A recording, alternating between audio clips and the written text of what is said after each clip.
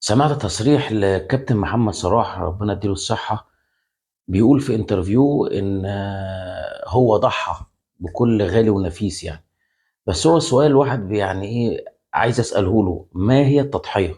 التضحية معروفة انك بتضحي بحاجة غالية او بتتنازل عن شيء غالي عندك من اجل شيء اغلى، زي مثلا هنفترض جدلا الضابط بيضحي بحياته الغالية ليه؟ علشان يدافع عن وطنه، عشان يدافع عن دينه، عشان يدافع عن عرضه. تاني حاجة هو بيقول ان هو ضحى بشبابه. انا مش عارف يعني ضحى بشبابه ازاي، معلش يا كابتن محمد ممكن تشرحها لنا دي؟ يعني ضحيت بشبابك، هو الواحد لما يبقى شغله هي دي هوايته، هو كده يبقى ضحى؟ هو الواحد لما يبقى شغله انك تقيم في دولة من دول اوروبا، تبقى دي تضحية؟ هو الواحد لما يحافظ على صحته ويتمرن جامد ويبقى اكله صحي ويحافظ على نفسه، هل دي تضحية؟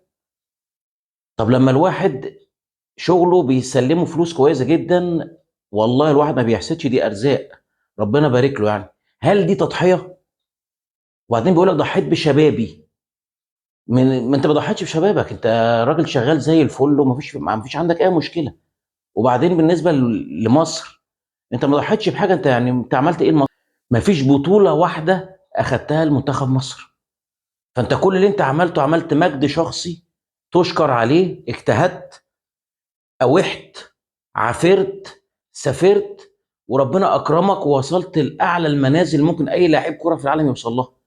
كل المجد عامله لنفسك، لكن كمنتخب بلدك ما عملتش حاجة. يعني وصول لكأس العالم، ما في ناس وصلت قبل كده كأس العالم، ما مش قضية.